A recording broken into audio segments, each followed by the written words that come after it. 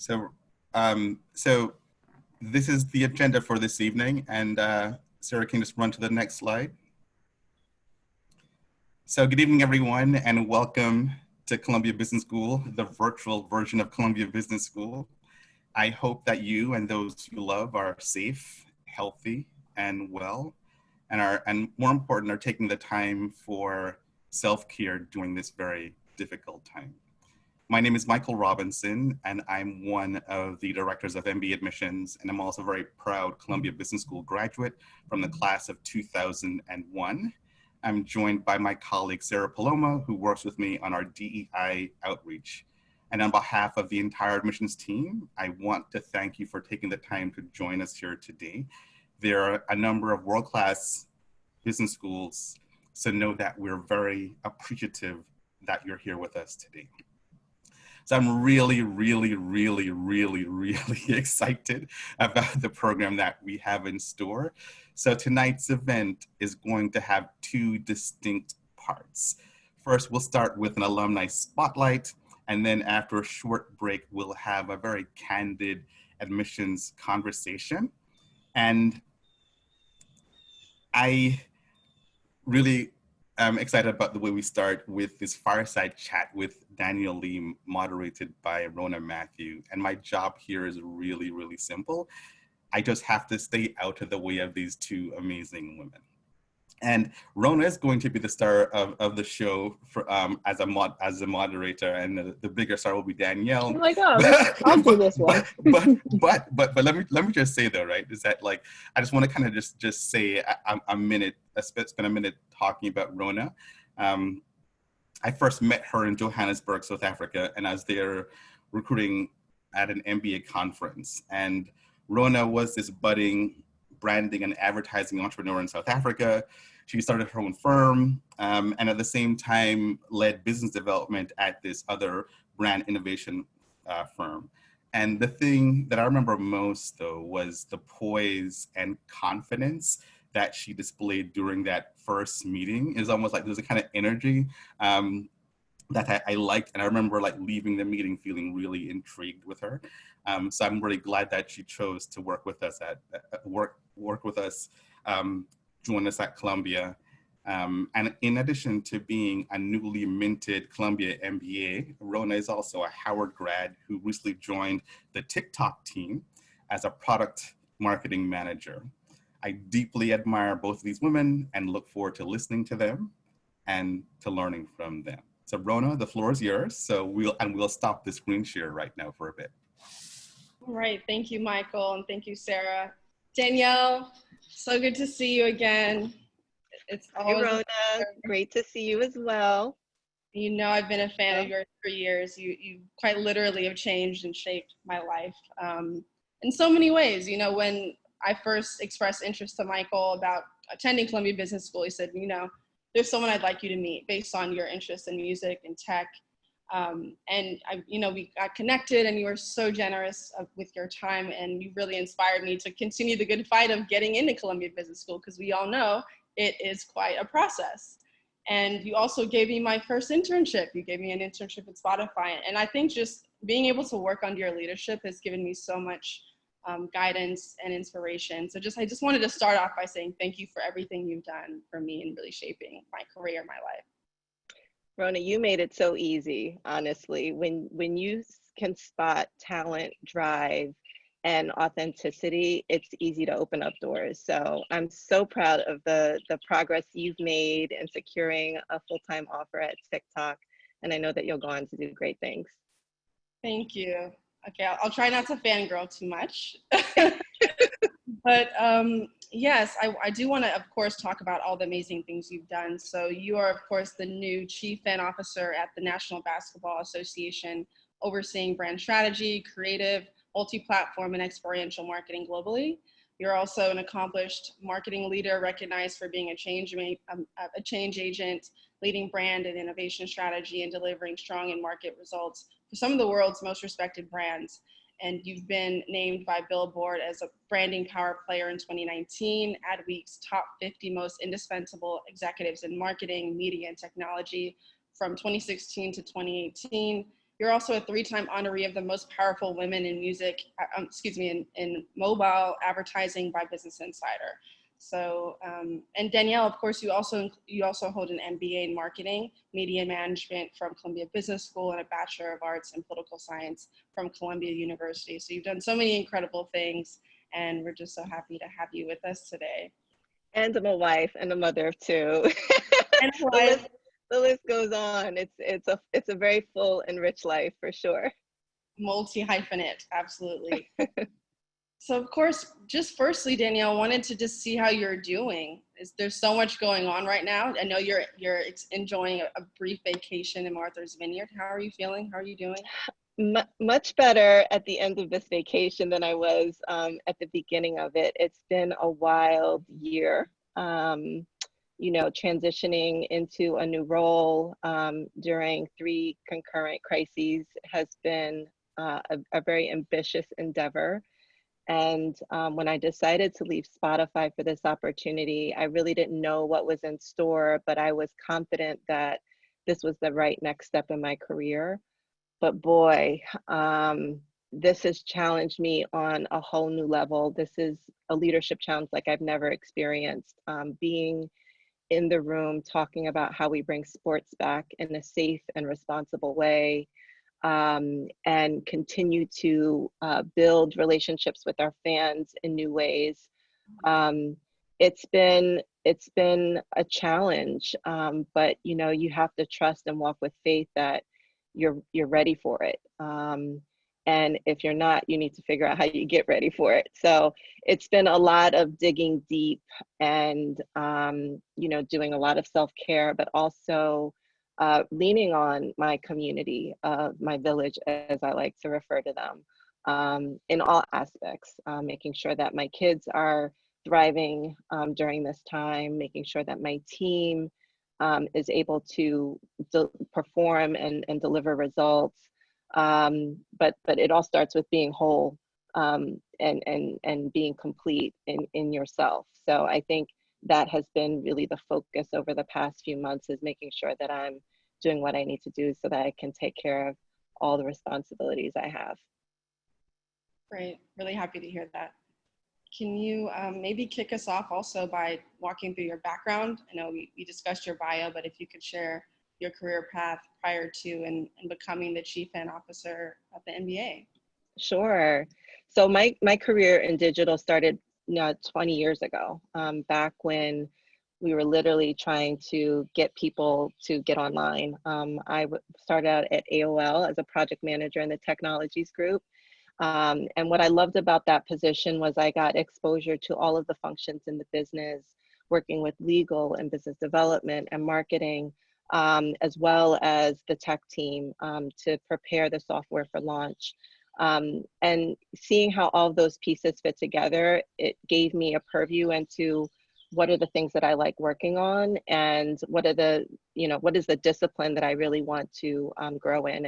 And at that point, I decided it was marketing. And then I left AOL to come back to New York for to start my MBA at Columbia Business School. And that was really a move to, switch careers from what was putting me on a tech track to a marketing function. Coming out of there, I would say the common red thread throughout my career really has been about being on the bleeding edge of new technologies that are shifting consumer behavior, shifting how consumers consume media. And so several of the jumps that I've made have been in pursuit of that. I came out of business school in 2004, and I took a job with Showtime Networks, launching and marketing their on-demand and HD platforms, which were brand new to market. So all of the MSOs were launching that technology, and we literally were teaching consumers, again, the benefits and the value proposition of an on-demand service, not watching things in linear, but whenever you want, the convenience and control of that. I did that for 2 years, and then I was recruited to join AT&T to launch mobile advertising. Again, this was just as the iPhone was launching. Display banner ads were kind of a new thing in the market. And AOL was trying to diversify from being just a subscription business. AT&T, sorry, was trying to diversify from being just a subscription business into also launching a media business.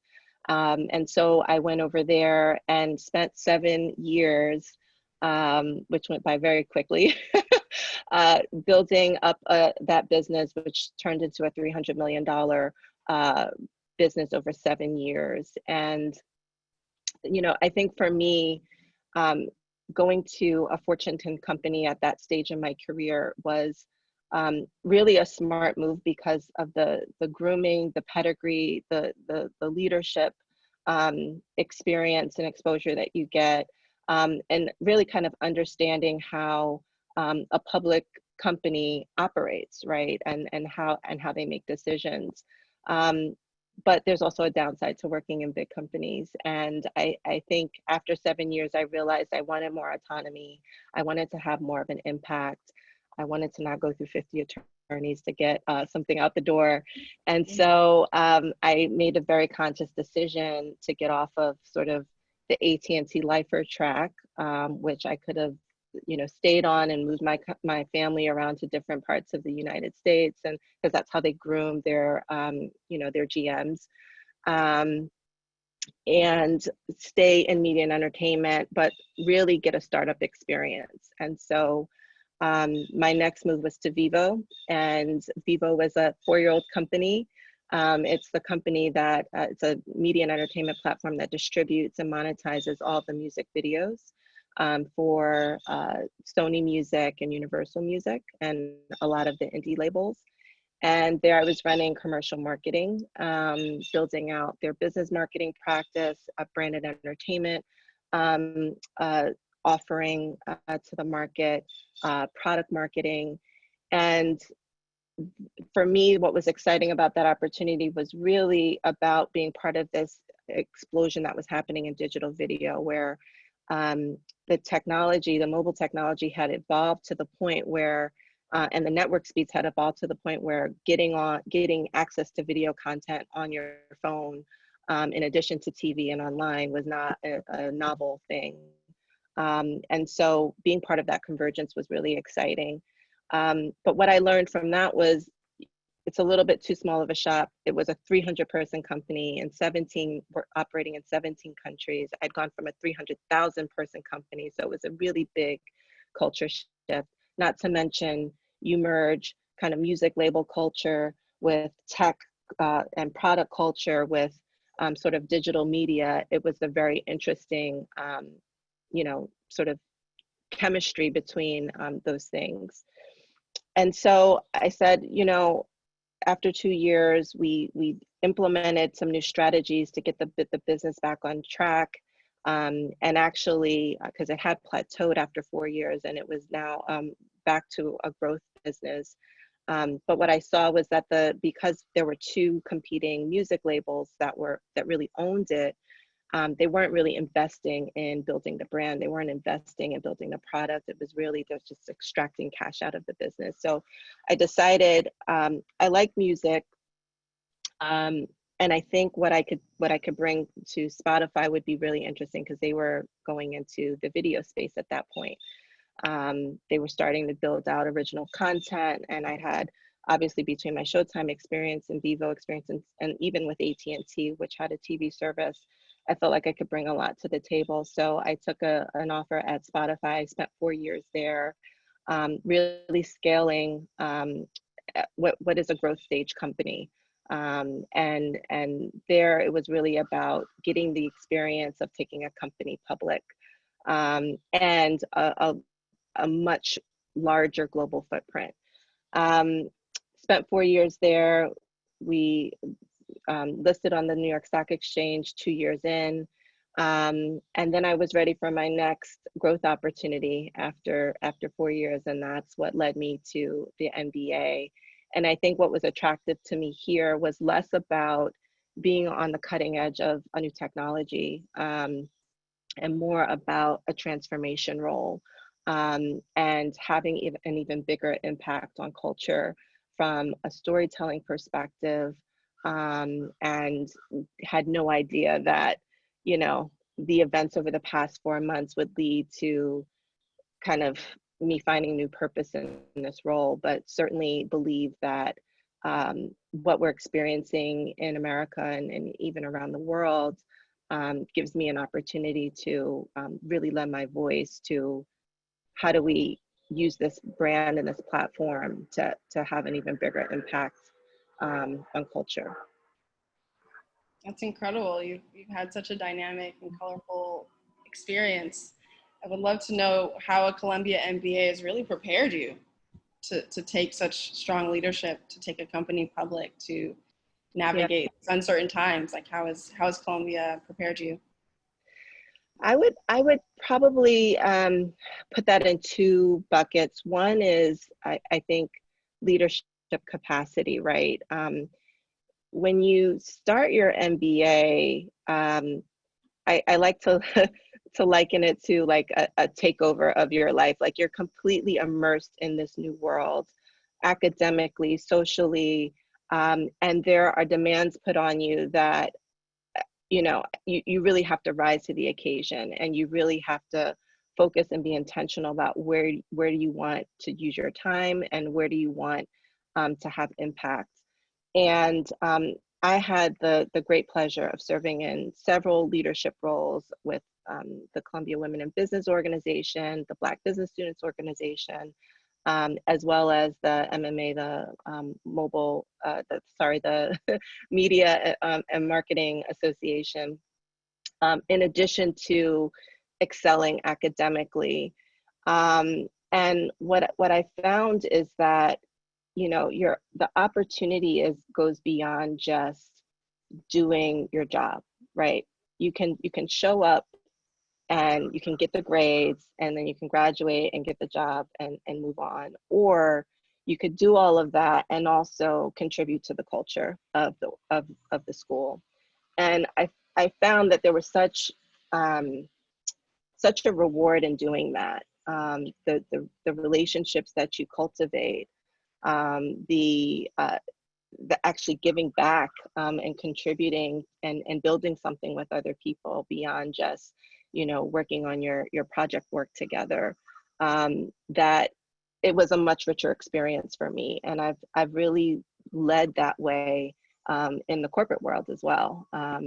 Sitting on boards, you know, serving as the executive sponsor for the Black Employee Resource Group. Those are all things that I probably wouldn't have been as intentional in doing had I not had that experience at Columbia.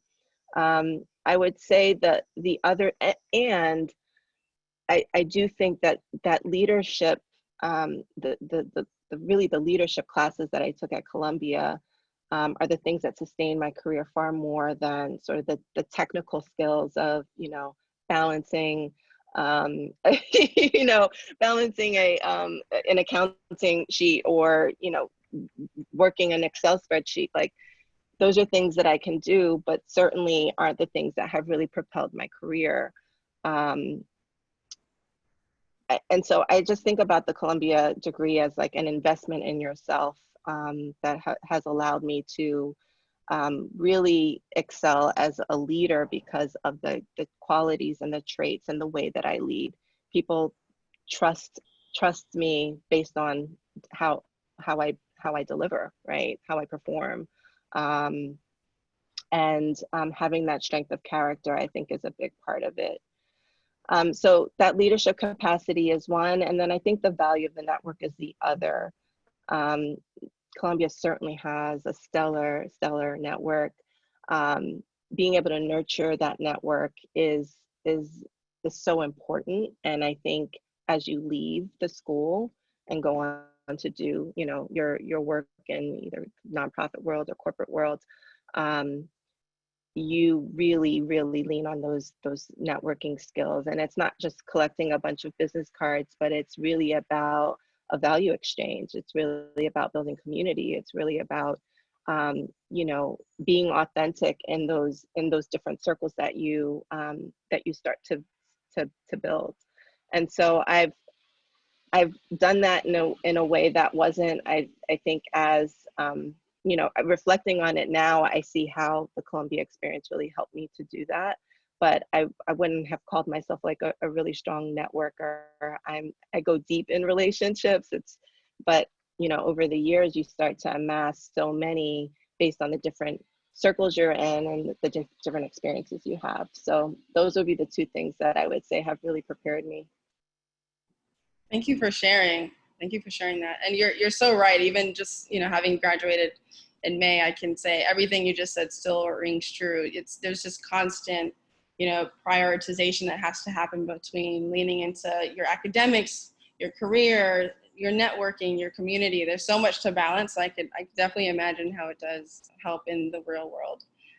But if we could change gears a little bit, I'd love to kind of get a sense of how you think about, you know, just shepherding your team through a global pandemic right now.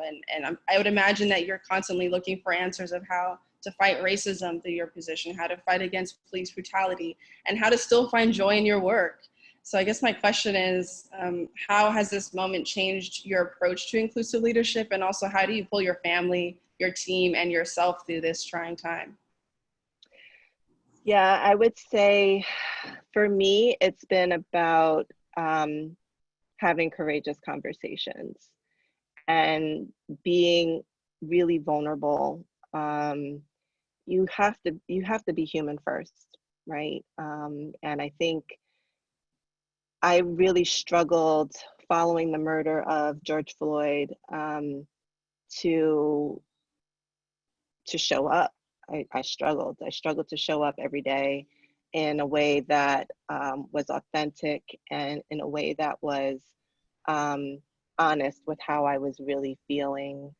And I had a moment where I called on a friend of mine who is a bigwig at, you know, a large corporation, and who also is Jamaican American. And I shared with him that I didn't think I could do this. Like, I started my job during quarantine, and you know, we've been in quarantine for several months now, and then, you know, the civil unrest began, cities were burning, and I was like, I don't know if I can do this job in this moment. And he started crying on the phone. He started crying, and later he shared with me he was crying because of what he was going through at his work. But it was a moment where he said, Danielle, you have to do this. You are in this seat for a reason in this moment. And we need you in those rooms, driving the conversations and adding your perspective and adding your voice, and really helping the league navigate what is a difficult time for everyone. And at that point, I wrote an email to my team. And it was really the first time I spoke on what I was experiencing. And I really, I challenged them to, you know, recognize what you're going through, right? But then channel that fear, that anger, that sadness, whatever those emotions are, channel that into creativity. Like, this is a career defining moment, and we either show up and step up and do what is hard, right? And that doesn't mean that you can't have moments of doubt, you know, I identify that too, be where you are. But at the end of the day, this is work that not everyone gets to do, and we get to do it. So, you know, let's bring that to the table. And I think that's that moment of vulnerability, sharing that story with them, I think really,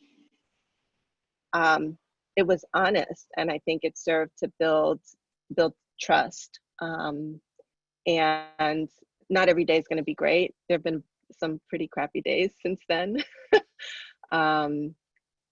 but that's okay, right? Each day brings new opportunity. And so I think it's just being real with people.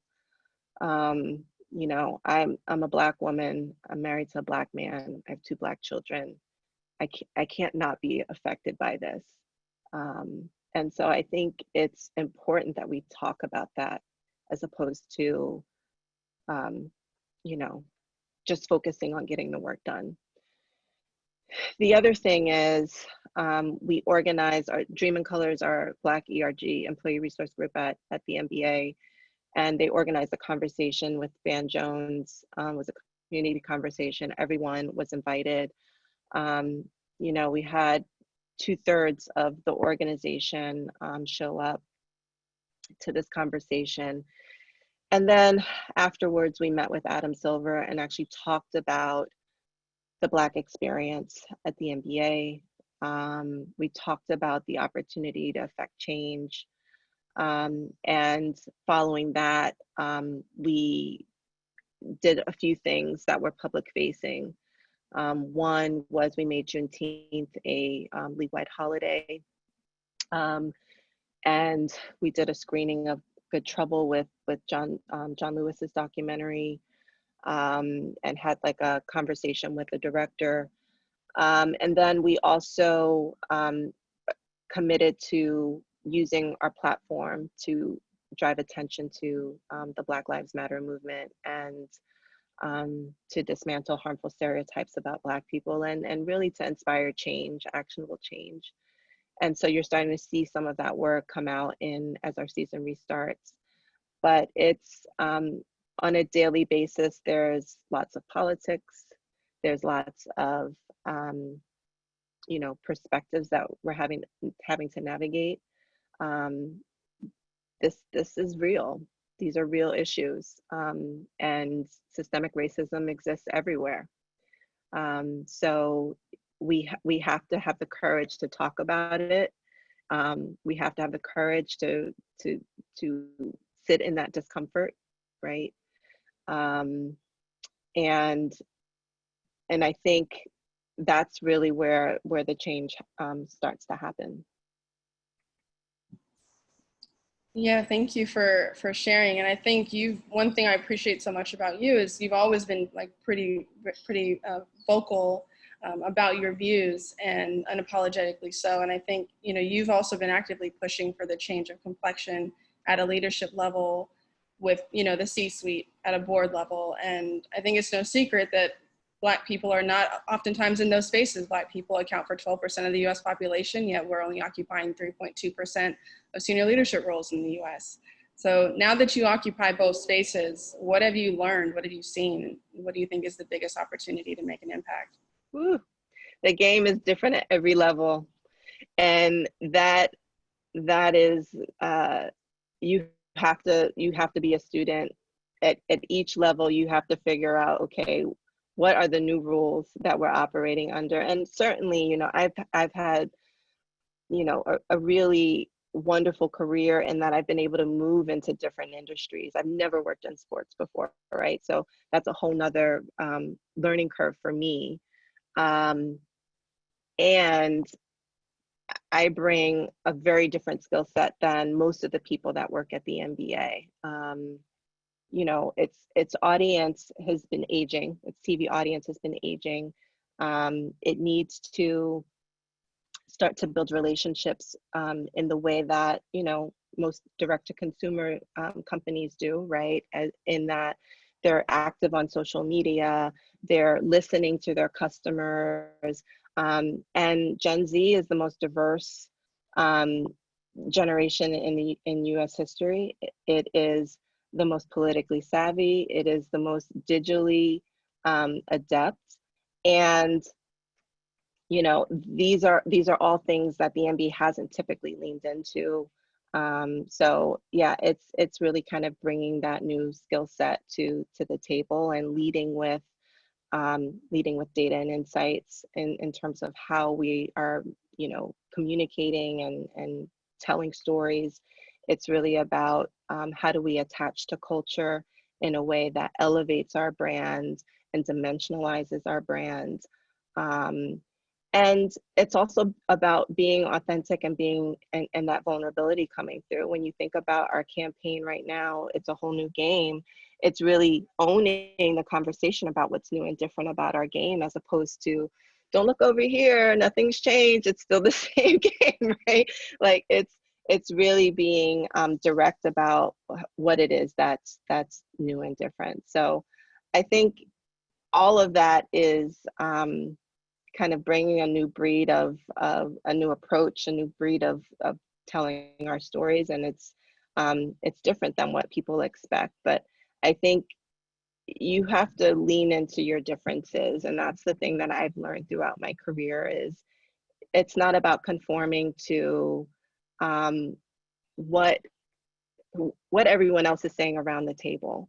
You have to be the truth teller. You have to call things out and bring your own perspective to it. And I think when you do that consistently, when you do that well, people start to understand.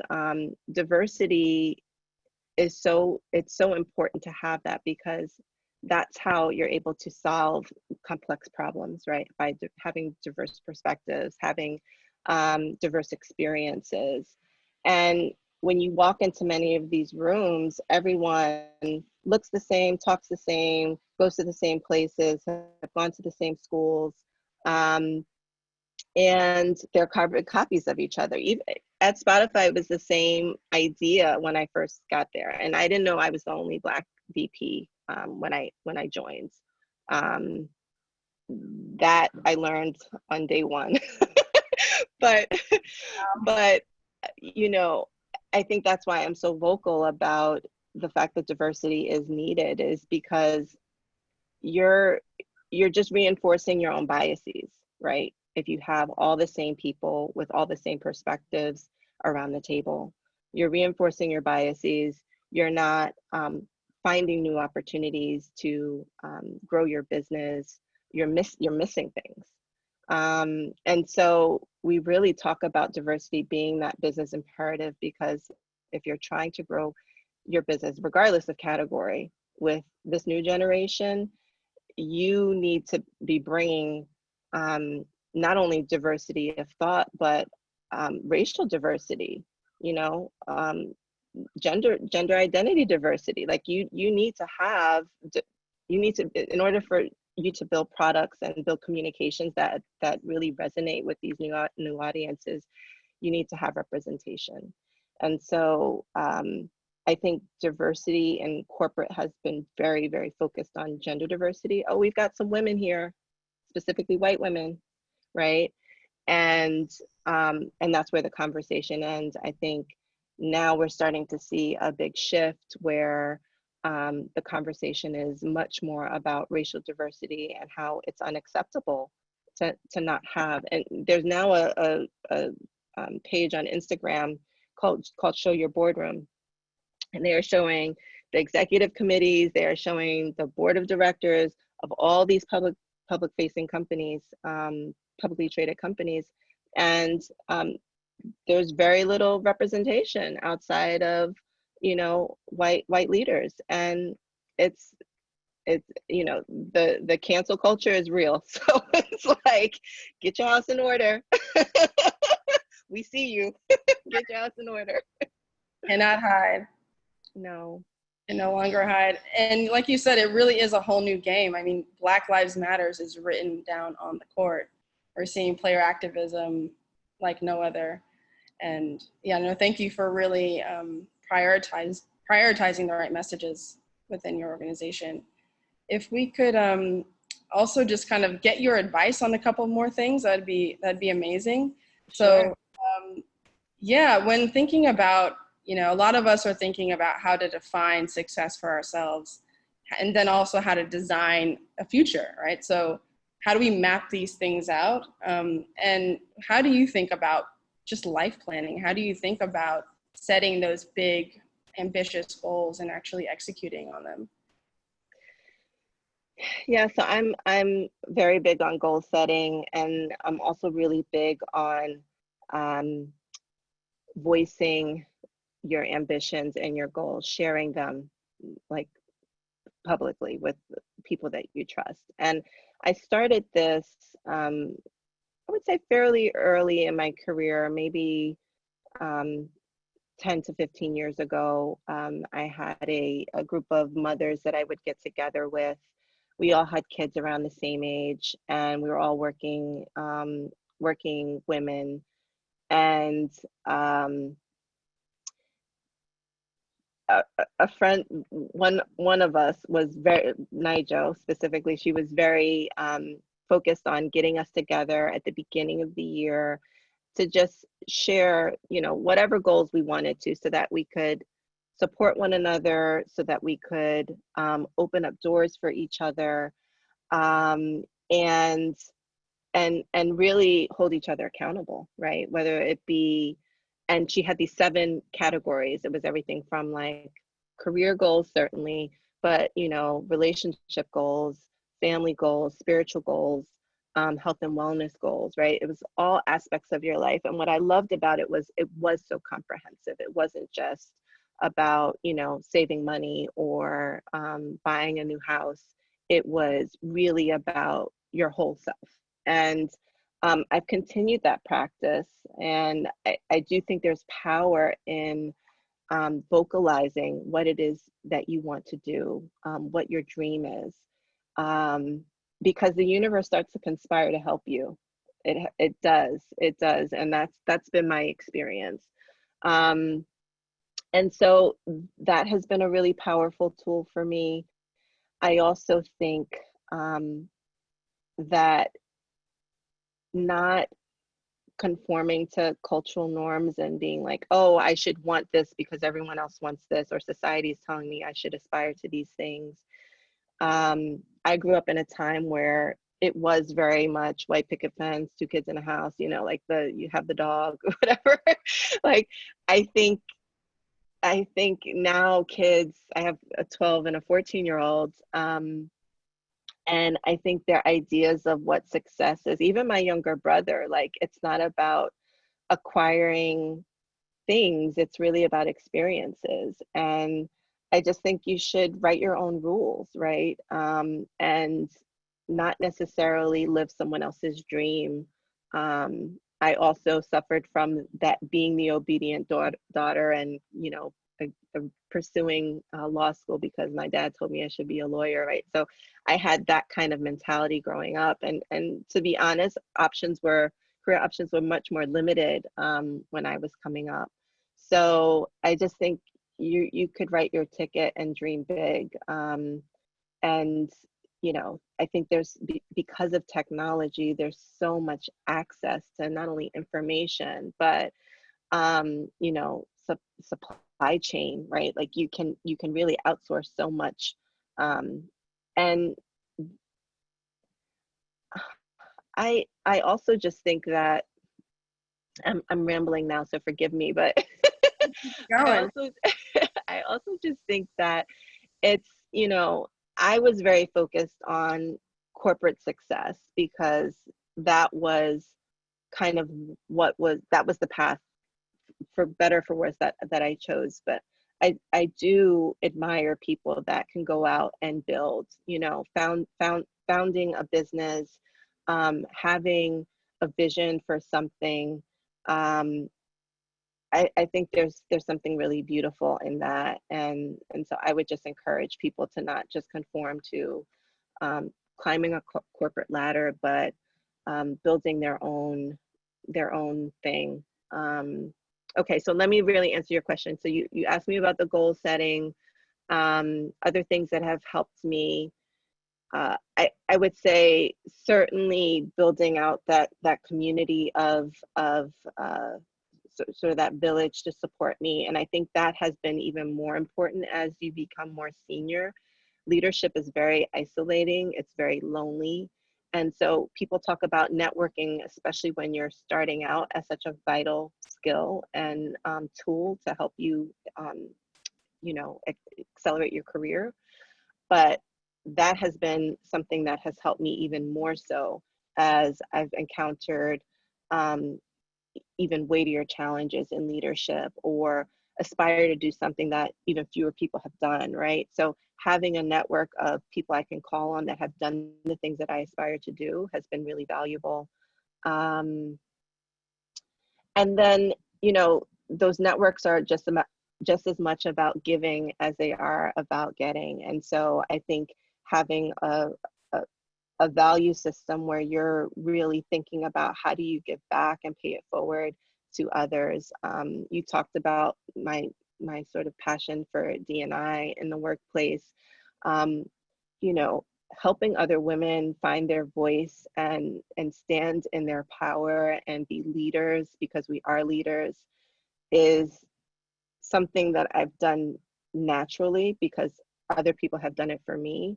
And you don't even realize you're doing it when you have a conversation with someone, and you know, as someone that used to work for me hit me up on Instagram. She DM'd me and she was like, hey, I just wanted to tell you that conversation we had where I said I wanted to be a leader like Brian, because when he walks in the room, you know, it's like everyone kind of stops, and I said, you are a leader. And she was like, that really stuck with me, and it changed the way that I, you know, changed my career, or whatever she said. And I was like, wow, I didn't even realize that small conversation could have that impact. But you can have that impact today. And I just think that we all should see ourselves as those leaders, and think about the people that we're touching, and you know, how we're shaping others' perspectives of themselves. There's so I many. don't know if I fully answered your question, because I was all over the place with that one. I was with you. I was like, gem there, gem there, gem there, gem there. I laugh because I have a bi-weekly with my close girlfriends. They're in South Africa. A few of them might even be on the call. And we also share like what we're working on, what we're insecure about, and we hold each other accountable for accomplishing or fighting back against those insecurities. And a lot of that actually came from the idea of imposter syndrome and dealing with that, coping with that, acknowledging that it exists for a lot of women, especially Black women.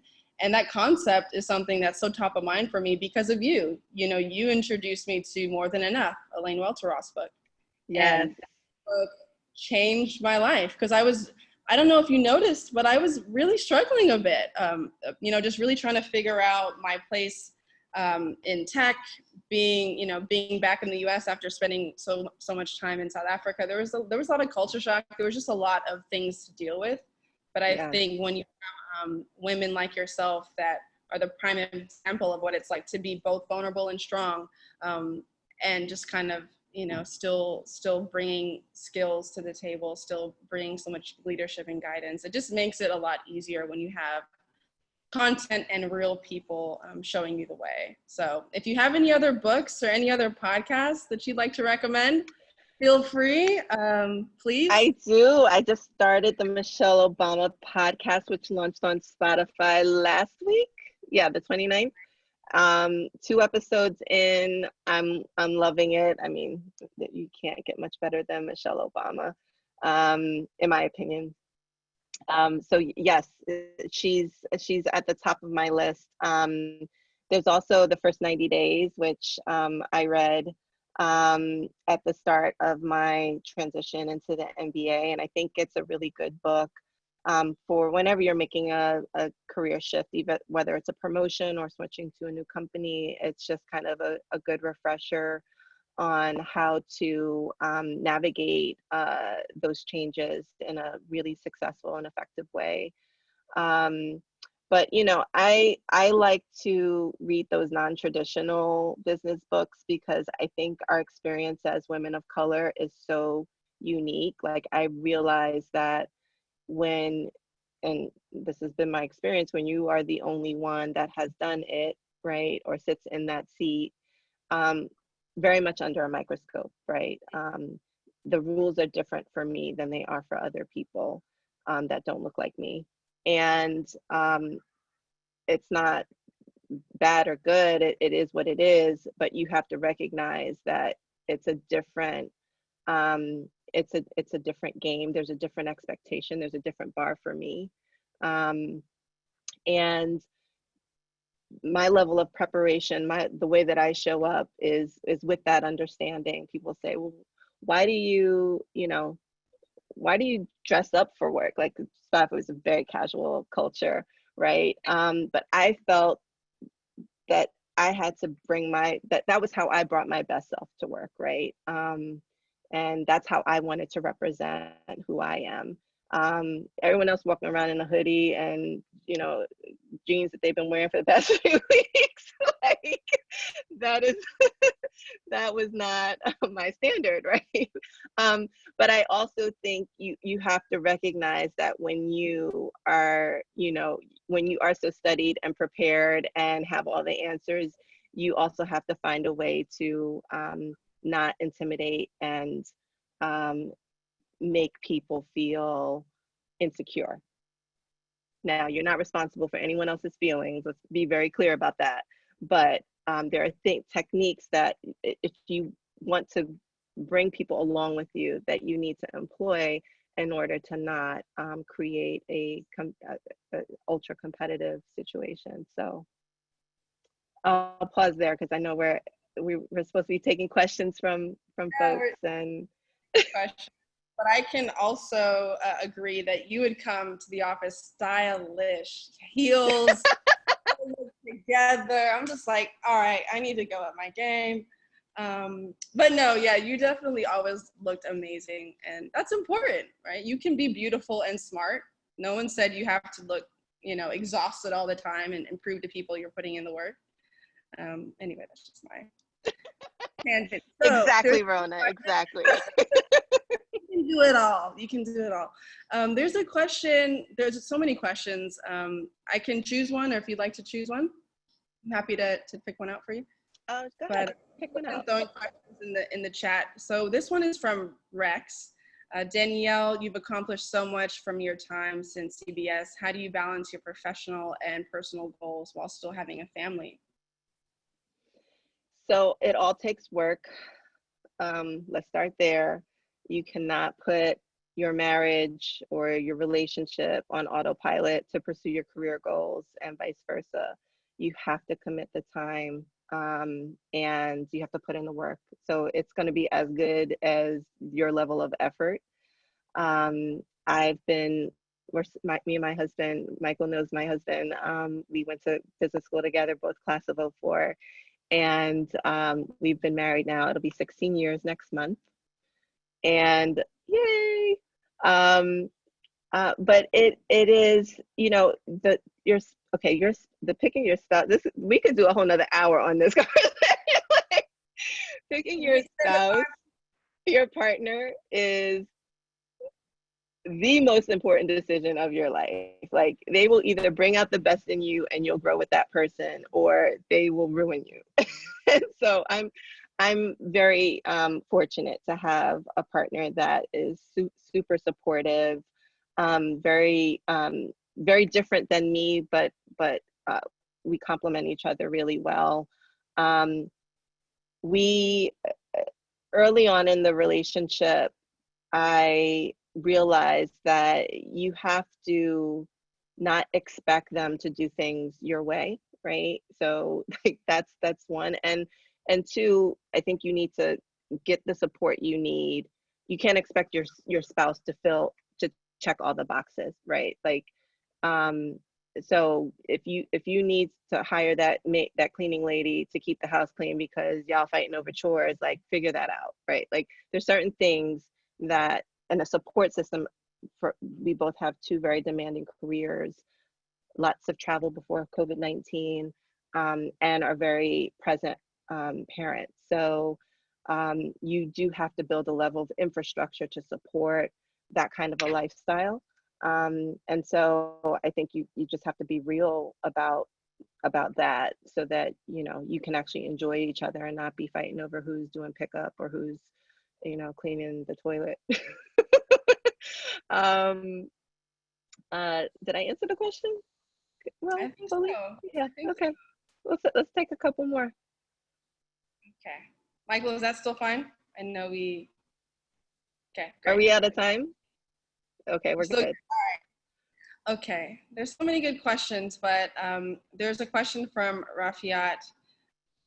Hi, Danielle. My name is Rafiat. I'm based in Brooklyn, New York. Reflecting on your time at Columbia and your MBA experience, what has been your fondest, or what have been your fondest personal memories that you can remember to date?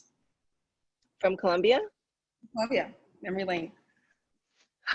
Wow. Well, I would say the travel. I love to travel, and I was fortunate to go on a couple of trips, one to Rio and Bahia in Brazil, and then another to South Africa. We went to Johannesburg and Cape Town, and both were just such incredible experiences.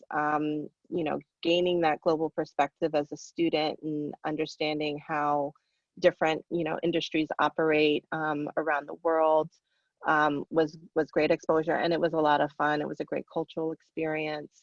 I would also say the BBSA and QUIB conferences were also great experiences. I think getting access to those experts and leaders in different fields and hearing about their experiences and things that they were working on.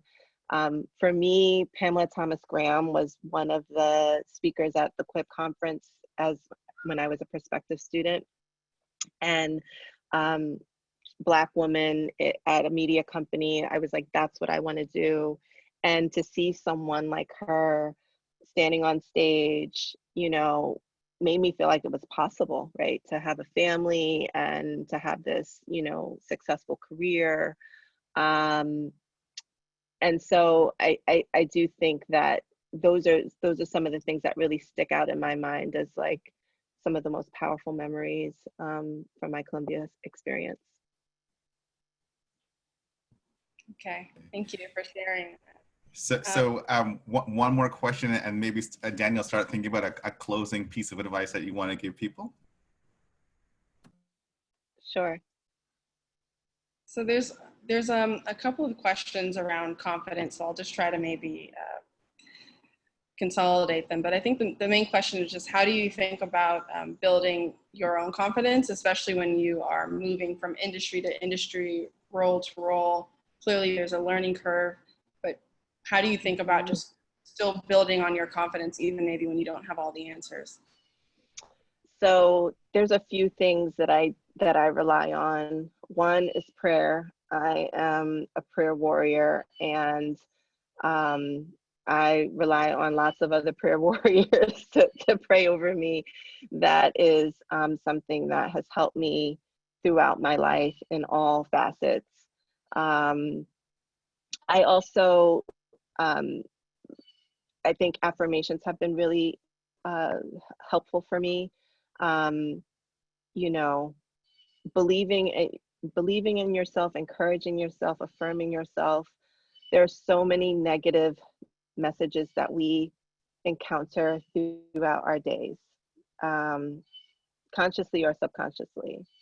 And I find that I really have to combat that. I have to combat that self-doubt and negative talk, and certainly images that and stories that don't portray Black women in particular very positively. There was an article about the attacks that the current, the Black women that are in the consideration set for VP as running mates for Biden in USA Today just this week. And I mean, that's a prime example, right, of just kind of a lot of the negativity that, we face.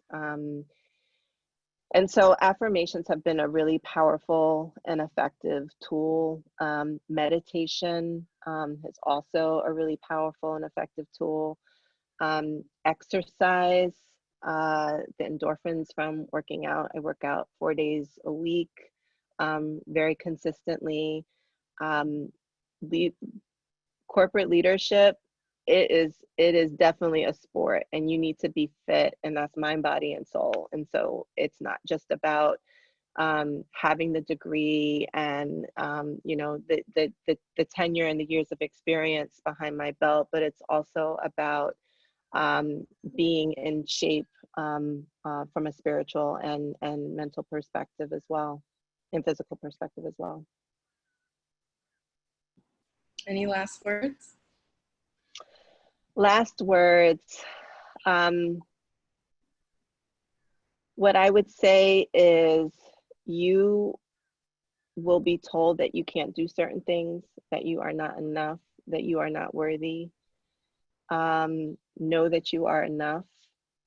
Know that don't listen to the limitations that other people place on you, because there will be many.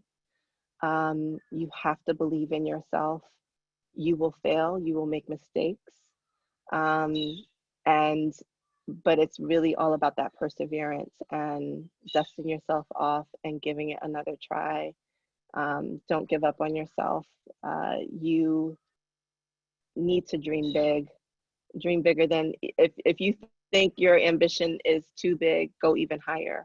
I think that's the main thing for me that I want to instill in my kids, right? Like the intention to succeed, you define that for yourself, whatever that looks like, but dream big.